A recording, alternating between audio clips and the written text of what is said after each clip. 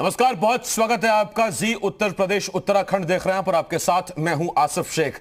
Corona संकट के बीच black fungus की दस्तक ने लोगों को दहशत से भर दिया है। एक के बाद एक ब्लैक फंगस या फिर म्यूकरमाइकोसिस के केस सामने आ रहे हैं। डॉक्टर्स के मुताबिक डायबिटीज मरीज, कोविड पेशेंट और स्टेरॉइड लेने वाले रोगियों को ब्लैक फंगस होने की संभावना सबसे ज्यादा है।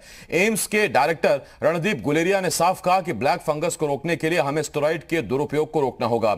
अब सवाल यह कि ब्लैक फंगस या फिर म्यूकरमाइकोसिस को रोकने के लिए रणनीति क्या होनी चाहिए, स्टेरॉइड के दुरुपयोग को कैसे रोका जाए और अगर ब्लैक फंगस संक्रमण हो जाता है तो मरीजों को क्या करना चाहिए। अपने खास प्रोग्राम में जानने की कोशिश करेंगे। हमारे साथ खास पैनल भी जुड़ रहा है और आपको बता दें कि हमारे साथ जो पैनल जुड़ रहा है एक्सपर्ट पैनल है। हमारे साथ national task force Indian council medical research यानी आईसीएमआर के ऑपरेशंस रिसर्च ग्रुप के हेड हैं डॉक्टर एनके अरोड़ा जी। डॉक्टर एनके अरोड़ा, बहुत बहुत स्वागत करता हूं मैं आपका हमारे इस खास कार्यक्रम में। इसके साथ साथ हमारे साथ Indian Medical Association IMA Madhya Pradesh के state president professor doctor Anup Nigam ji जुड़ रहे हैं। डॉक्टर निगम, आपका बहुत बहुत स्वागत करता हूं। और साथ ही साथ हमारे साथ डॉक्टर वैभव खन्ना है, प्लास्टिक सर्जन है, लखनऊ से हमारे साथ जुड़े हुए हैं। डॉक्टर खन्ना, आपका भी बहुत बहुत स्वागत है। लेकिन सबसे पहले मेरा सवाल प्रोफेसर निगम आपसे है। और डॉक्टर निगम, मैं आपसे यह जानना चाहता हूं, सर आम आदमी जो नाम सुन रहा है ब्लैक फंगस, म्यूकरमाइकोसिस, ये दोनों एक ही चीज है, पहली बात। और दूसरी बात, ये कैसे होता है, कौन इसके संक्रमण में आ सकता है सर? ब्लैक फंगस और म्यूकर माइकोसिस दोनों सेम थिंग है जैसा आपने बोला। और इसका कॉज भी आपने पहले अच्छा डिस्क्राइब कर दिया। जिनकी लो इम्यूनिटी है, those who are taking the steroid. And another thing जो अभी एविडेट हुई है कि जो ऑक्सीजन सप्लाई कर रहे हैं और उसमें एक ह्यूमिडिफायर होता है, वो ऑक्सीजन थ्रू वाटर के थ्रू जाती है एंड वो वाटर चेंज नहीं कर पाते हैं और दैट उससे नेजल नॉस्ट्रिल से आपके फंगस जा रहा है and that goes through the lungs. That is some of the cases ये रिपोर्ट हुआ है। एंड फंगस कहीं पे भी ग्रो हो सकता है जहां पे भी उसको मीडिया मिल जाए, और आइडियल मीडिया उसके लिए लंग या नेजल कैविटी बहुत अच्छी हो सकती है। और जब ये फंगस है, इसका एंटी फंगल जो ट्रीटमेंट है, नंबर ऑफ द एडवाइस करा गया है कि ये एम्फिटेरिसिन दे दें, वो दे दें, और उससे होता है। परंतु इससे सबसे बड़ा क्या होता है कि इससे सडन मोर्टेलिटी रेट बढ़ गया है, मतलब डेथ रेट काफी बढ़ रहा है। And particularly young age that is 40 to 60 35 to इसमें। और ये कॉज ऑफ डेथ बहुत बुरा है। यदि वो प्रेजेंटेशन उसका चेहरे पे या कहां से या आंख से प्रेजेंटेशन होता है तो that can be the cure and that can be the anti fungal treatment and antibiotic and some वो हो सकता है। परंतु यदि वो लंग्स में गया है and if it is through systematic route or the due to the diabetic or due to the steroid, आपने जैसा क्वेश्चन पूछा था स्टेरॉइड का कम होना चाहिए जैसे डॉक्टर गुलेरिया ने बोला, definitely it is a life saving drug, it is called life saving drug. यदि मैं ये कहूँ जो अपनी 83-93% जो क्योर रेट हो रहा है और जो दोज हु आर एंटीबायोटिक और देने के बाद में भी वो हो रहे हैं एंड उसको कार्टिसोन दे रहे हैं 4 मिलीग्राम 1 TDS करके, उससे क्योर रेट बढ़ा है।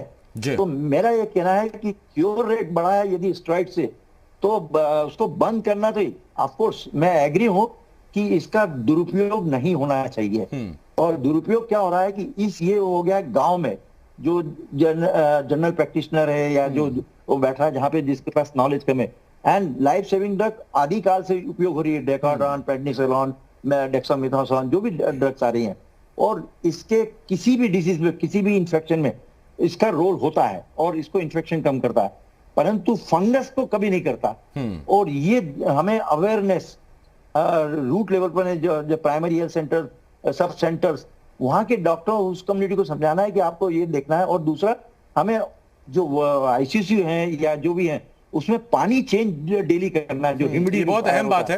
और डॉक्टर साहब मैं आपके पास आऊंगा इस पर, क्योंकि अभी आपने जो बात बताई है एज एन एक्सपर्ट ये बहुत जरूरी है कि जो आपने कहा कि रूरल मेडिकल प्रैक्टिशनर्स हैं, जनरल प्रैक्टिशनर्स हैं, या जो सीएचसी पीएचसी के हमारे जो प्रभारी इंचार्ज हैं, उनके लिए भी ये बहुत काम की बात है। मैं लौट रहा हूं इस पर आपके पास। डॉक्टर अरोड़ा हमारे साथ जुड़े हुए हैं। डॉक्टर अरोड़ा, सबसे पहले तो मैं आपसे ये जानना चाहूंगा कि सर ब्लैक फंगस क्या छूने से फैलता है? क्या ये छुआछूत से हो जाता है, या फिर अगर किसी को ब्लैक फंगस है उसके संपर्क में कोई मरीज आए टच करने से, या जैसे कोरोना वायरस के जरिए से आता है, क्या उससे हो सकता है? ये लोगों में बहुत इस बात को लेकर चिंता है सर। तो डॉक्टर निगम ने बहुत अच्छी अच्छी बातें बताई कि क्या क्या सिम्टम्स होते हैं और किन किन कारणों से इस बीमारी की संभावना बढ़ जाती है। जैसे बताया डायबिटीज़ है, स्टेरॉइड्स का नाजायज़ प्रयोग है, इसी तरीके से पानी जिसमें ऑक्सीजन दी जा रही है उसका अगर नहीं करा जाए, बदला जाए तो वो परेशानी होती है। ये बहुत ही महत्वपूर्ण, इनको हम रिस्क फैक्टर्स या खतरे की निशानी बताते हैं जी। लेकिन ये एक और भी चीज़ है कि म्यूकर हमारे चारों तरफ बहुत फैला हुआ है और बहुत सारे के लोगों के मुंह में वैसे भी रहता है। ऐसा नहीं है कि ये एक नया जीव पैदा हुआ है या फंगस पैदा हुआ है जो पहले नहीं होता था और अभी होने लगा है। लेकिन हमारी जो ओवरऑल कोरोना में जो सिचुएशन होती है, शायद जो इम्यूनिटी का डिप्रेशन की जगह मैं कहूँ इम्यूनिटी का डिसफंक्शन हो रहा होता है, उस वजह से इसकी संभावना बढ़ जाती है। तो मेरे को लगता, तो आपने एक सवाल पूछा क्या ये संक्रामक है, कोई छू लेगा तो क्या उसको होगा? नहीं, ऐसा नहीं होता है। लेकिन ज़्यादा महत्वपूर्ण है कि मेरे मरीज की देखभाल करने वाले को और डॉक्टर को, इन तीनों को, क्योंकि हमारे जैसे निगम साहब ने बड़े अच्छे ढंग से बताया कि जो जनरल प्रैक्टिशनर्स हैं जो गांव में झोला छाप है, आरएमपी कह रहे थे जिनको आप, इनको अगर इस चीज का ज्ञान हो कि भैया ये कुछ परेशानी हो रही है, इस व्यक्ति के नाक में, आंख में या मुंह में कुछ ऐसा हो रहा है जो अनयूजुअल है, जिसकी सूजन हो रही है, जिसकी वजह से लोकल गर्माहट जो इन्फ्लेमेशन होने लगता है, वहां पर एक सड़न सी पैदा होने लगती है। ये अगर मैं एक जागरूकता पैदा करूं अपने पेशेंट में भी और जनरल प्रैक्टिशनर्स और बाकी जो प्राइमरी केयर डॉक्टर्स हैं, तो वो मेरे को लगता है सबसे ज्यादा बेहतरीन होगा कि अगर इसको जल्दी पकड़ा जाता है तो इलाज मुमकिन है, वो ठीक हो जाता है। लेकिन हमारे साथ प्लास्टिक सर्जन साहब भी हैं, तो वो मालूम है कि कितना डैमेज हो जाता है और आपको प्रैक्टिकली कई बार आधा मुंह काटना पड़ता है, एक इतना डैमेज कर देता है वो, जैसे गड्ढा खोद देता है हड्डी में भी और उसमें नुकसान। जी बिल्कुल, जो नाक की हड्डी और जो जॉ है हमारा यानी जबड़ा है, उसकी हड्डी को गला देता है, और आगे फर्दर उसको कैसे रिपेयर किया जाएगा वो तो बात की चीजें, उस पर हम बात करेंगे। लेकिन डॉक्टर अरोड़ा मैं आपके पास लौट रहा हूं। डॉक्टर खन्ना हमारे साथ है, प्लास्टिक सर्जन है। डॉक्टर खन्ना मैं आपके पास आ रहा हूं, कैसे ये जो ब्लैक फंगस है ये नाक की हड्डी और जॉ की हड्डी को गला देता है, ये बहुत हैरान कर देने वाला है किसी भी आम आदमी के लिए। आप जरा इस पर बताइए सर। देखिए होता क्या है, जब अगर आपकी इम्यूनिटी कम है, जैसे डॉक्टर साहब ने बताया, और कहीं आपने थोड़ा सा ध्यान नहीं दिया और वो इन्फेक्शन अगर इन्वेड कर गया और आपके ब्लैक स्पॉट्स आ गए, तो ग्रेजुअली ये इन्वेड करता है। तो आपका जो भी सरफेस है, मतलब स्किन खाल हो गई, नीचे हड्डियां हैं, बीच में मसल्स हैं और नर्व्स हैं, तो इसमें कोई वो नहीं है, दोस्ती नहीं है, वो इन्वेड करता जाएगा और पूरा टिश्यू, जैसे कैंसर होता है उस तरीके से ये उस एरिया को डिस्ट्रॉय कर देगा, इंक्लूडिंग बोन्स। अब पूरा अगर टिश्यू गायब हो गया, आंख का बोन गायब हो गया, ये आंख के ऊपर स्ट्राइक कर गया, ये आंख को डिस्ट्रॉय कर दिया, तो आपका पूरा एक फेस का हिस्सा गायब हो गया, जिसको कि बनाना, अपने पहले तो पेशेंट बचाना कि पहले उसको दवाइयों से बचाएं, उसकी एंटीफंगल ट्रीटमेंट शुरू करें, इन बहुत एग्रेसिव ट्रीटमेंट शुरू करें। वो ट्रीटमेंट भी बहुत चाहिए, एग्रेसिव चाहिए, ट्रीटमेंट में चाहिए आइसोलेशन चाहिए ताकि और लोगों को ना हो, इन्फेक्शन ना हो। तो उसके लिए हॉस्पिटल के अंदर एक्सपर्टाइज चाहिए, एक टीम अप्रोच चाहिए to treat all this patients. और उसके बाद जब पेशेंट वहां से निकले और हमें लगे अब हमें सर्जिकल चाहिए, तो उतनी जिम्मेदारी होती है एनेस्थेटिस्ट की होती है, क्योंकि एनेस्थेटिस्ट का भी चैलेंज है, क्योंकि ये इन्फेक्शन के पास उसको ट्यूब डालनी है, उसको मैनेज करना है या गले ट्यूब डालनी है डिपेंडिंग ऑन द सिचुएशन, और फिर हमको वो टिश्यू निकालना है और निकालने के बाद उसको बनाना है। तो team of ENT surgeon, craniofacial वाले हम लोग हैं, प्लास्टिक सर्जन, हमारा काम फिर उसको बनाना होता है। तो बहुत चैलेंजिंग चीज होती है, और इसमें ज्यादातर रोल जो आता है अल्टीमेटली आता है आएगा वो आएगा माइक्रोसर्जरी का, क्योंकि जितना टिश्यू अगर पेशेंट बचते हैं, निकलते हैं, तो उसके अंदर जो रिकंस्ट्रक्शन है उसमें बहुत बड़ा रोल अल्टीमेटली आता है माइक्रोसर्जरी का, कि हम कहीं से टिश्यू लेते हैं, उसकी नस लेते हैं, यहाँ लेके आते हैं, और जब पेशेंट ठीक होता है तो जोड़ के उसको बनाने की कोशिश करते हैं, चेहरे को, अंदर की बोन को, अंदर की लाइनिंग को, जो चीक कहते हैं उसको अंदर की, उन सबको बनाने की कोशिश करते हैं। आंख अगर बच गई तो आंख की बोन का सपोर्ट चाहिए हमको। तो बहुत बड़ा चैलेंज है, हम लोगों के लिए भी है, मरीज के लिए भी है, और ओवरऑल डॉक्टर्स के लिए चैलेंज है। लेकिन बीमारी है तो मैं फिर कह रहा हूं, best thing is don't do indiscriminate use of steroids. ठीक है, स्टेरॉइड बहुत एसेंशियल ड्रग हो गई है इन कोरोना, लेकिन लोग 20-20 दिन से खा रहे हैं, 25 दिन से खा रहे हैं, वो नहीं करें प्लीज। ठीक, ये बहुत अहम बात आपने कही है डॉक्टर खन्ना, और इसमें तब जबकि बार बार हमारे तीनों डॉक्टर्स, रणदीप गुलेरिया साहब एम्स के डायरेक्टर, वो भी कह रहे हैं कि स्टेरॉइड्स का जब तक जरूरी ना हो, हालांकि अगर जीवन बचाने के लिए स्टेरॉइड्स की आवश्यकता है तो डॉक्टर्स को प्रेस्क्राइब करते भी हैं, वो आपको देते भी हैं, आपको खानी चाहिए। लेकिन अगर स्टेरॉइड के बिना भी आप ठीक हो सकते हैं तो स्टेरॉइड लेने की बिल्कुल आवश्यकता नहीं है।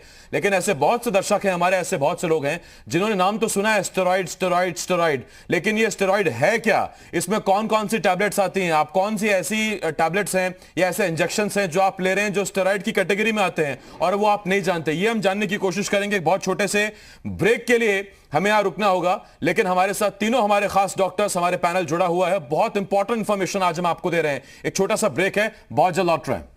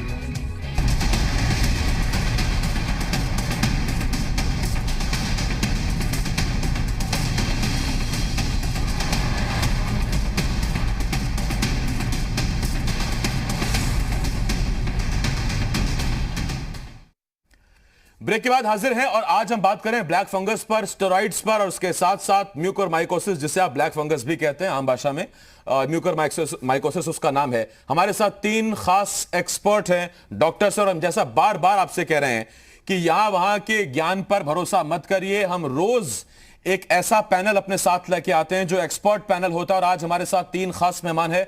हमारे साथ आईसीएमआर के रिसर्च ग्रुप के operation head doctor N K. Arora ji जुड़े हुए हैं। सर, एक बार फिर मैं आपका स्वागत करता हूं, वेलकम।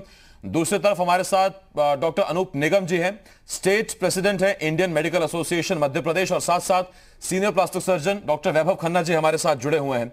और जैसा मैंने ब्रेक पर जाने से पहले आपको बताया था, और जिन लोगों ने ब्रेक पर जाने से पहले सुना था कि स्टेरॉइड्स का बहुत ज्यादा इस्तेमाल नहीं करना है, और मैंने आपसे यह भी कहा था कि हम हर जगह ये सुन रहे हैं, हर जगह ये पढ़ रहे हैं कि स्टेरॉइड्स इनका इस्तेमाल नहीं करना है जब तक बहुत ज्यादा इंपॉर्टेंट ना हो। लेकिन आजकल एक प्रिस्क्रिप्शन वायरल हो रहा है हर तरफ, और उसमें बताया जाता है अगर किसी को कोविड हो जाए तो डॉक्सीसिलिन लेनी है, आइवरमेक्टिन लेनी है, डोलोपार लेनी है, लिम्सी लेनी है, जिंकोविट लेनी है, ये हो रहा है। अब इसमें क्या है स्टेरॉइड्स या फिर रेमडेसिविर का जो आजकल, या फिर इन्फोटेरेसिन जो चल रहा है, उसमें क्या स्टेरॉइड है, यही हम जानने की कोशिश करेंगे कि स्टेरॉइड सुन तो रहे हैं आप, लेकिन है कहां। डॉक्टर निगम, मैं आपके पास आ रहा हूं। सर, ये जो मैंने पर्चा बताया अभी जो डॉक्टर हमको दे रहे हैं कोविड में, इसमें कौन कौन सी दवाइयां स्टेरॉइड्स में शामिल हैं जो हम खा रहे हैं इस वक्त? दर्शकों को, जनता को मालूम होना चाहिए। और जिन 2 इंजेक्शंस का मैंने जिक्र किया, क्या सर इनमें भी कोई स्टेरॉइड है? हाँ, मैं आपको पहले से बता रहा हूँ, जैसे आपने आइवरमेक्टिन का नाम लिया, it is anti parasitic drug, but it is act as antiviral, और इट इज बहुत अच्छा इफेक्ट है इसका, बहुत अच्छा कोरोना में, है ना। पर it doesn't contain any cortisone, it doesn't contain any prednisolone, it is doesn't contain any methyl prednisolone, that is not a corticoid, है ना। अनदर आपने जेविट लिया, इट इज नहीं, ये सर आपने इतनी सारी टेक्निकल टर्म बता दी डॉक्टर निगम, मैं तो आम शब्दों में पूछ रहा हूं सर, स्टेरॉइड है आइवरमेक्टिन या नहीं है सर? नहीं, आइवरमेक्टिन में नहीं है। ठीक, वो सर मेरे जैसे लेमन के लिए समझना बहुत आसान हो जाएगा अगर आप थोड़ा सरल कर देंगे। हाँ, आइवरमेक्टिन में नहीं है, जेविट में नहीं है, उसमें आपने एक कोई उसका नाम लिया था, एंटीबायोटिक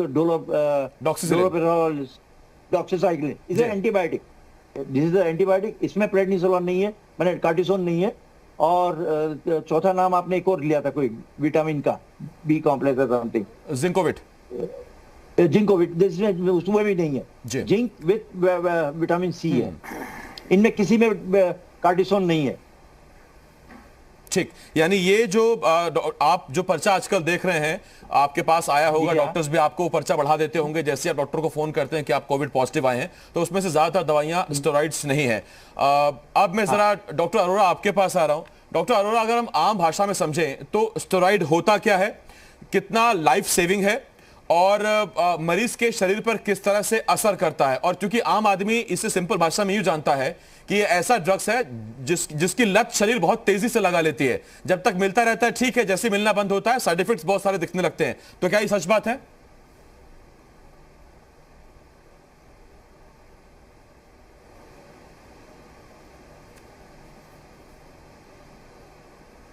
डॉक्टर अरोड़ा, मैं आपको सुन नहीं पा रहा हूं, शायद आपका वहां से म्यूट है। हाँ सर, अब सर शुरू से बोलिए, मैं आपको फिर सुन रहा हूं।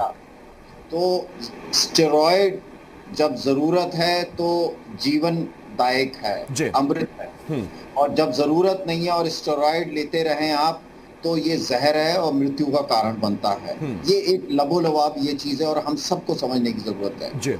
अभी जो आपने पर्चा बताया उसके अंदर कोई भी स्टेरॉइड नहीं है, आइवरमेक्टिन, डॉक्सीसाइक्लिन, जिंकोविट और विटामिन सी, ये कोई भी स्टेरॉइड नहीं है। ठीक सर। स्टेरॉइड जो है, आप जब भी कोई डॉक्टर के पास, हम अपने श्रोताओं से मैं प्रार्थना करूंगा उनसे पूछे भैया डॉक्टर साहब इसमें कोई स्टेरॉइड है कि नहीं है, क्योंकि स्टेरॉइड तभी लेने की जरूरत है जब सांस में बहुत ज्यादा तकलीफ होने लगे और आपको दर्द हो छाती में, सांस फूल रही हो और ऑक्सीजन गिरने लगे, और ऐसी थी में ही एक जो विशेषज्ञ डॉक्टर है वो आपको स्टेरॉइड प्रेस्क्राइब करे। चलता फिरता कोई आदमी आपको पड़ोसी या कोई डॉक्टर ऐसे बोलता है फोन पे तो वो ठीक नहीं रहेगा। तो और क्योंकि जब एक बार स्टेरॉइड दिया जाए तो आपको मेटिकुलसली मॉनिटर करना होता है, क्योंकि स्टेरॉइड देने की इसके स्थिति में ये होता है कि जो आपके शरीर में एक तूफान सा उठ रहा होता है। कोविड में, कोविड एक अजीब सी बीमारी है जिसमें तूफान उठता है और उस तूफान में सारे शरीर के सारे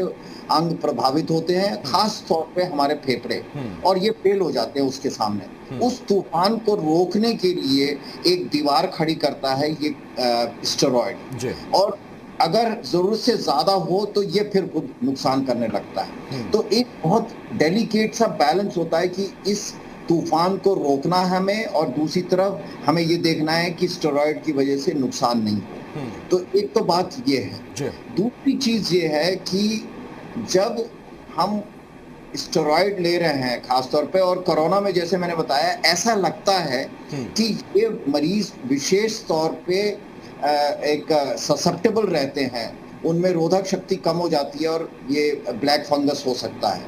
तो डॉक्टर साहब, डॉक्टर खन्ना ने और डॉक्टर निगम ने एक बड़ी अच्छी बात बताई कि सबसे पहले जो है शरीर वो जो चमड़ी के ऊपर काले धब्बे से बनने लगते हैं और दर्द होने लगता है और सूजन सी आने, फौरन इसको बिल्कुल नकारने की जरूरत नहीं है। देखिए, prevention is better than cure. एक तो हमें ध्यान करना है, और जैसे ही सिम्टम्स पड़े, अगर मेरी हड्डी खत्म हो गई तब मैंने पहचाना तो उसका कोई डॉक्टर की जरूरत नहीं, वो एक बेवकूफ भी समझ सकता है। लेकिन जैसे ही पहले लक्षण पैदा होते हैं उस समय उसको, ये मरीज की भी जिम्मेदारी है कि इस चीज को देखे, और तुरंत, डॉक्टर तो देख ही रहते हैं लेकिन मरीज भी अगर कोई ऐसा हल्का सा भी काला धब्बा दिखाई दे या मुंह पे किसी जगह दबाने से दर्द हो तो तुरंत डॉक्टर को बताने की जरूरत है। इसी तरह सटकने में तकलीफ हो रही है, सांस लेने में नाक बंद हो रही है, तो ये लक्षण है, शुरू के लक्षण है, और ये अगर जल्दी पता चल जाता है तो नुकसान नहीं होता। और इसके लिए विशेष बल्कि टारगेटेड दवाई उपलब्ध है जो कारगर है, लेकिन समय पे, बाद में देर में जब देते हैं तब तक डैमेज जो हो चुका होता है उसको दोबारा। ठीक है सर, तब पछताने से कुछ नहीं होगा। अगर खेत जो है वो म्यूकोरमाइकोसिस से अगर चुभ जाएगा तो फिर कुछ बचेगा नहीं। और अगर आप कुछ रीबिल्ड कराना भी चाहेंगे, डॉक्टर खन्ना जैसे सीनियर प्लास्टिक सर्जन्स के पास जाना भी चाहेंगे तो फिर बहुत वक्त लगता है, वो बहुत एक्सपेंसिव होता है। आप जानते हैं प्लास्टिक सर्जरी आम आदमी के लिए बहुत एक्सपेंसिव है, उसमें वक्त भी लगता है, और जब इतने सारे केसेस आएंगे तो फिर बहुत दिक्कत हो जाएगी। डॉक्टर खन्ना, मैं आपके पास आ रहा हूं, और जैसा डॉक्टर अरोड़ा साहब ने बताया, बहुत आसानी से उन्होंने वो सिम्टम बताए जो म्यूकोरमाइकोसिस या फिर ब्लैक फंगस के हैं, कि अगर आपको काले काले धब्बे दिखाई देते हैं, मुंह में कहीं कुछ दबाने में अगर आपको दर्द हो रहा है, कुछ चीज आपको अगर निगलने में दिक्कत हो रही है, तो ये उसके सिम्टम्स हैं। लेकिन इसके साथ साथ डॉक्टर खन्ना, मैं आपसे भी जानना चाहता हूं, जैसे मैंने कहा प्लास्टिक सर्जरी बहुत एक्सपेंसिव सर्जरी है, और खास तौर पर जब आप नाक या फिर जॉ जब आप रीबिल्ड करने बैठेंगे तो आपने जो प्रक्रिया बताई सर, वो सुन के रोंगटे खड़े हो गए, बहुत बड़ा काम है। तो ये बहुत बड़ा चैलेंजिंग होने वाला है। क्या इससे बेहतर ये नहीं है कि जो आप तीनों हमारे एक्सपर्ट सिम्टम्स बता रहे हैं उसको देख के मरीज फौरन डॉक्टर के पास पहुंचे, अर्ली स्टेज में ही इसका क्योर शुरू हो जाए, क्योंकि बाद में फिर बहुत दिक्कत होने वाली है, पैसा भी जाएगा, परेशानी भी होगी, टाइम भी बहुत लगेगा। आसिफ भाई, आप ठीक कह रहे हैं। पहली चीज तो ये है कि जो सिम्टम है उससे पहले ही सिम्टम ही ना आए, ये पहला स्टेप है। तो जो माइल्ड इम्यून रिस्पांस होती है, माइल्ड बुखार है, कभी हम लोग स्टेरॉइड नहीं देते हैं। हाँ, अगर 5 दिन 6 दिन बाद अगर इन्फ्लेमेटरी रिस्पांस बहुत बढ़ जाती है तब हम लोग स्टेरॉइड देते हैं अंडर स्ट्रिक्ट सुपरविजन। वो स्टेरॉइड नॉर्मली 7 डेज 10 डेज में खत्म हो जाता है। लेकिन जो लोग 15 दिन 20 दिन भी अगर इस पे हैं, मान लो कोई आईसीयू में है, तो कोई बात नहीं, डॉक्टर के सुपरविजन में है, तो डॉक्टर्स ऑलरेडी उसके बैकअप में चीजें देते हैं ताकि उसको फंगस ट्रीटमेंट ना हो, और डिस्पोजेबल यूज करते हैं। इसीलिए कह रहा हूं, उस जो गांव में या पेरिफेरी में जहां भी आप लोग हैं, अगर लोग पर्चा देख के या व्हाट्सएप पे देख के और मेड्रोल खा रहे हैं या डेक्सोना खा रहे हैं या लगवा रहे हैं, वो बड़ा रिस्की चीज होती है, पहली चीज हो गई है। लेकिन हाँ, अगर ये सिम्टम्स हुए, जैसे ये आपके रेडनेस आंख की हुई, उन लोगों के जो ऑलरेडी सफर कर रहे हैं, सबके नहीं, एक आम आदमी बात नहीं कर रहा हूं, लेकिन जिसके मान लीजिए कोरोना या फीवर चल रहा था, उसके ब्लैक आया यहाँ पे, या रेडनेस आई, हेडेक हुआ, इमीडिएटली अलार्म हो जाए, तुरंत जांच कराए, तुरंत एंटी फंगस शुरू कर दे, डॉक्टर्स के एक्सपर्ट उस पर आ जाए। क्योंकि आप सही कह रहे हैं, इसकी सर्जरी एक्सपेंसिव के अलावा दिक्कत क्या है कि ये मल्टी स्टेजेस होती है। ये नहीं कि एक बार गए ऑपरेशन कराया और मस्त हो गए, ऐसा नहीं है। ये हमारे लिए चैलेंज है, हमको यही नहीं मालूम है कि एक बार में कहां तक हमको निकालना है। तो हमको तो ये होता है कि हम किसी तरीके से पहले दवा दे के कंट्रोल करें, फिर मिनिमल निकल जाए ताकि हमारा इन्फेक्शन कम हो जाए और फिर हम उसको बनाएं। तो ये हो सकता है कि एक बार में ना निकले, 2 बार में निकले, 4 बार निकले। तो सर्जरी भी एक्सपेंसिव है, इक्विपमेंट्स और अच्छे अस्पताल चाहिए, क्योंकि माइक्रो सर्जरी मतलब यूनिट माइक्रोस्कोप। तो आपका अस्पताल भी अच्छी होना चाहिए, तभी हो पाएगा। और एक एक ऑपरेशन जो बनाने का होता है वो 8 घंटे 10 घंटे का ऑपरेशन होता है। तो मैं फिर कह रहा हूँ कि इसको इसी स्टेज पे प्रिवेंशन के लिए कर लीजिए, प्रिवेंट कर लीजिए। अगर हो गया है तब एंटी फंगल ट्रीटमेंट से, एक्सपर्ट से ठीक कर लीजिए, क्योंकि उसके बाद का जो स्टेज आने वाला है वो हुआ, वो रियली भयावह है और उसके बहुत बड़े चैलेंजेस भी हैं। बिल्कुल ठीक है डॉक्टर, लाख बात की एक बात है सर, आपने बताया 8 से 10 घंटे की सर्जरी चलती है एक बार की, तो आप आसानी से अंदाजा लगा सकते हैं। फिर हजारों बातें हैं कि आपका अगर मेडिक्लेम इंश्योरेंस है वो इस प्लास्टिक सर्जरी को कवर करता है कि नहीं करता है। उन बातों पर वहां जाना ही नहीं है, वहां सोचना ही नहीं है। सीधी बात है जो हमारे एक्सपर्ट्स बता रहे हैं, आंखें लाल दिखती हैं, कंजक्टिवाइटिस मान के चुपचाप खुद 15 रुपए की आई ड्रॉप लेके घर में डाल लिया, ऐसा नहीं करना है। आपको डॉक्टर के पास जाना है। अगर ब्लैक स्पॉट आ रहे हैं तो उसे पिंपल या दूसरी चीज नहीं समझना है, ब्लैक हेड नहीं समझना है। इस वक्त बड़ा ये चल रहा है सिम्टम।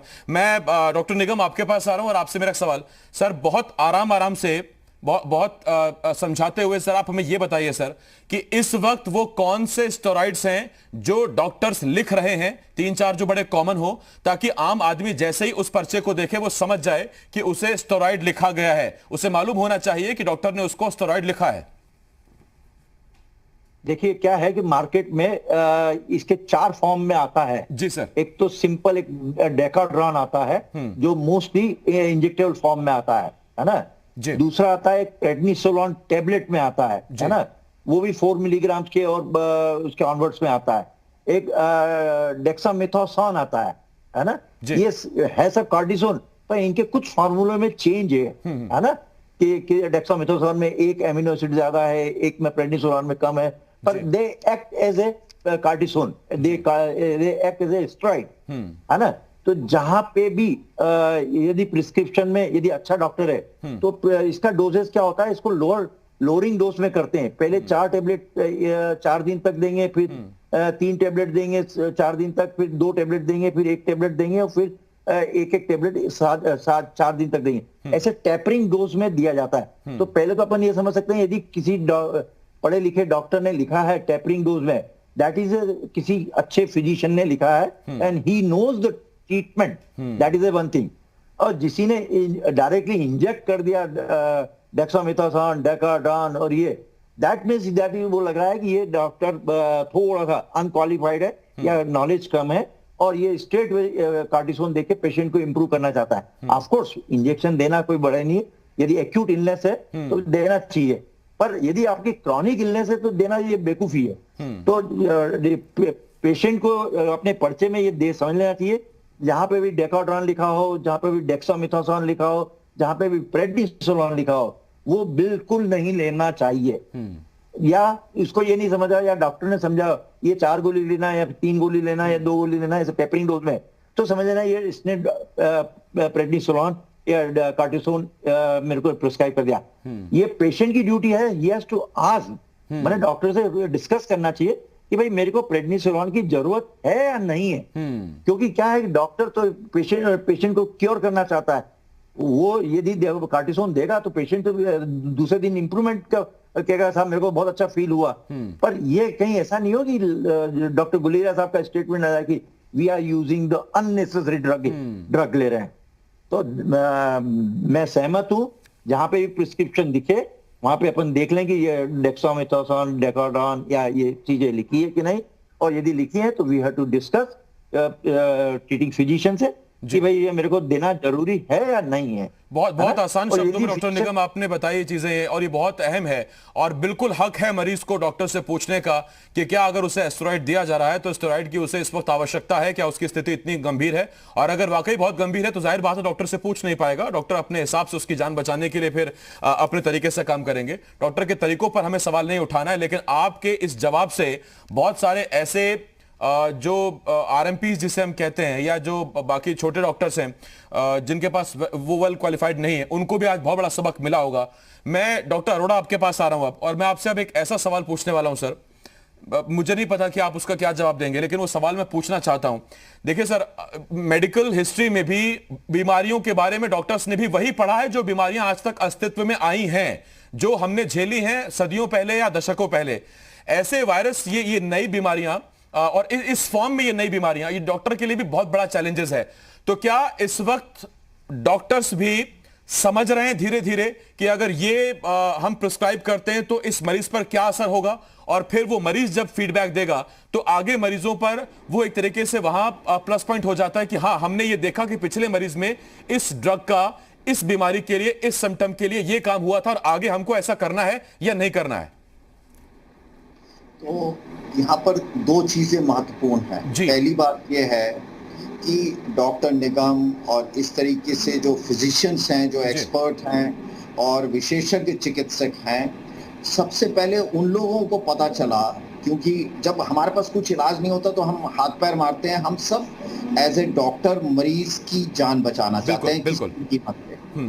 तो हाथ पैर, तो सबसे पहले ये विशेषज्ञ चिकित्सकों ने पता किया कि भाई जब हम मरीज वैसे नहीं बच पाता, लेकिन जब हम स्टेरॉइड देते हैं तो रातों रात एक तरीके से आमूल परिवर्तन होता है मरीज की स्थिति में, क्लिनिकल स्थिति में, और बीमारी में फर्क पड़ने लगता है।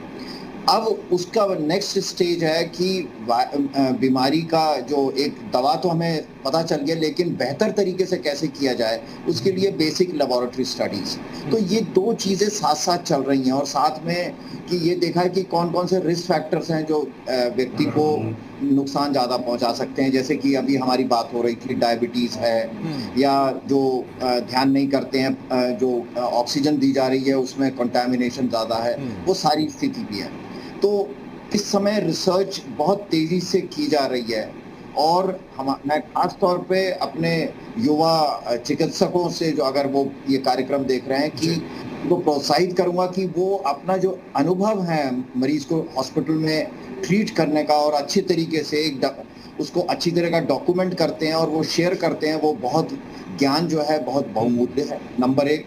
नंबर दो, जो लेबोरेटरी में हमारा काम हो रहा है, क्योंकि ये बड़ी अनयूजुअल सी बीमारी है, ये साइटोकिन स्टॉर्म जिसको बोलते हैं, जिसको मैं तूफान बोल रहा था, ये बहुत बीमारियों के साथ नहीं है। इनफैक्ट बहुत ही रेयर बीमारीज हैं, जो वायरल फीवर भी है। इस तरह की बीमारी ये एक तरीके से हमारी जो जनरेशन है उसमें पहली बार देखी गई है। और इस तरीके की बीमारी को कैसे हैंडल करना है, इसका कारण क्या है, क्या चीज इतनी इसको खराब कर देती है। 90% लोग ठीक हो जाते हैं, 95%, लेकिन ये 1-2% को एक तरीके से खा जाती है। तो ये जो सारा है, इसके लिए वैज्ञानिक शोध करना और युवा साथियों के लिए उनका बहुत बड़ा महत्वपूर्ण योगदान रहेगा। और इसमें ICMR, DBT, CSIR बहुत सारा पैसा इन्वेस्ट किया है और भी देने के लिए तैयार है, जिससे कि हम कुछ नया इलाज पा सकें। जी, मैं डॉक्टर अरोड़ा आपके पास आ रहा हूँ, डॉक्टर खन्ना आपके पास आ रहा हूँ, और मैं आपसे वो सवाल पूछना चाहता हूँ जो बच्चा आपसे जानना चाहता है।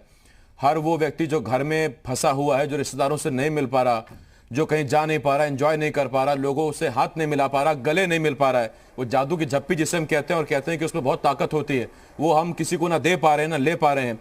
डॉक्टर खन्ना, मेरा आपसे सवाल ये है, मेरा हिसाब तो ये कहता है कि धरती पर अगर आखिरी 2 व्यक्ति भी बचेंगे तो भी संक्रमण फैलने का खतरा रहेगा। कोरोना इतना खतरनाक है।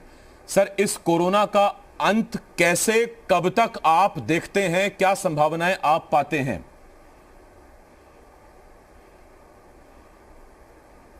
देखिए, ये जितनी बीमारियां होती हैं उसका एक अपना बैलेंस सिस्टम होता है। बीमारी आती है, पीक पे जाती है, ग्रेजुअली डाउन होती है और अपने आप सबसाइड कर जाती है। फिर वो होता है कुछ महीने बाद दोबारा फिर आए, अलग रूप में आए, उसे कहते हैं म्यूटेशन कहते हैं हम लोग। तो हम लोग ऑलरेडी पीक को झेल के अब डाउन पे आ गए हैं। ग्रेजुअली ये जो बुखार और पैनिक है ये कम हो जाएगा और हम लोग धीरे धीरे हम लोग सामान्य जीवन की तरफ आ जाएंगे। लेकिन आएंगे, हमें उसमें फिर भी अलर्ट रहना है कि जो भी हमारे प्रिकॉशंस थे उस प्रिकॉशंस को हमें बहुत ज़्यादा लेना है, क्योंकि आगे कुछ महीने बाद हो सकता है कि जो नए फॉर्म में आए वो हल्का हो, जरूरी नहीं है कि बहुत स्ट्रांग, या नए फॉर्म में स्ट्रांग हो तो हमको अपने को प्रिपेयर रहना है इस बीमारी से, क्योंकि देखिए वायरस रहेंगे, थे, हैं और आएंगे भी, अलग अलग फॉर्म में आएंगे। हर बार हम लोग नए नए वायरस झेलते हैं। इस बार कोरोना जो था वो 2 साल से बहुत भयंकर रूप में आ गया, इससे पहले भी सार्स भी आया, बोला सब लोग आए, होता गया। तो हमें ये आपसे गुजारिश है कि जब आप नॉर्मल हो जाएं तब भी जो हम लोग ने साल भर पहले बीच में किया था और थोड़ा सा हम लोग कैजुअल हो गए थे, वो ना हो, पुनः अपने आप को बिल्कुल प्रिकॉशन में लेकर चलते रहें। सिम्टम्स हो तो ओवर यूज ऑफ दवा भी ना करें। हो क्या रहा है कि डॉक्टर, मरीज भी क्या कहता है, डॉक्टर से बुखार आ रहा है, कुछ दवा दे दो, तो तुरंत डॉक्टर भी प्रेशर में स्टेरॉइड दे देता है।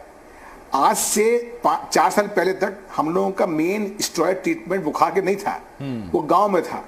अब की कोरोना में हम लोग का स्टेरॉइड ट्रीटमेंट आया, क्योंकि देखा हम लोगों ने खुद जाना कि इस वायरस में स्टेरॉइड के बिना काम नहीं चल रहा है, इतना तगड़ा इंफॉर्मेशन है, तो हमने तो दबाया।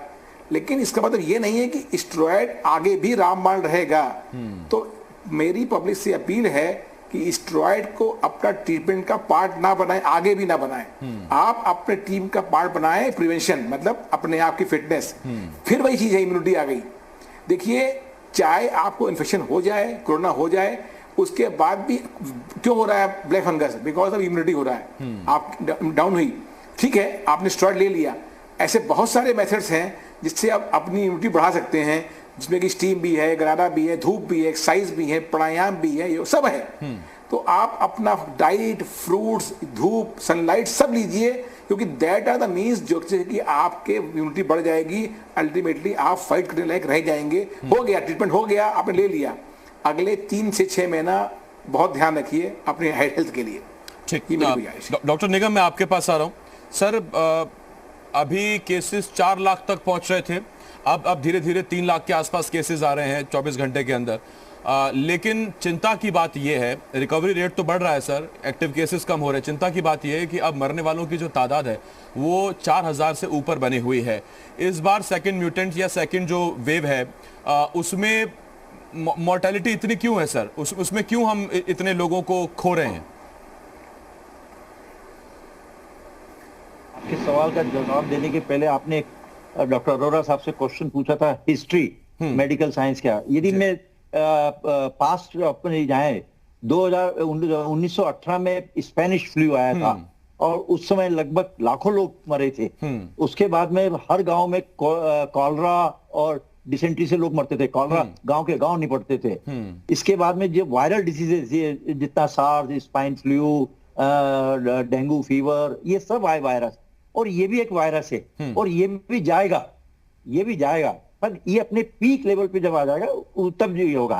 अब आपका सवाल का जवाब ये है कि जो मॉर्टिलिटी रेट क्यों अभी 4000 पे मेंटेन है ना?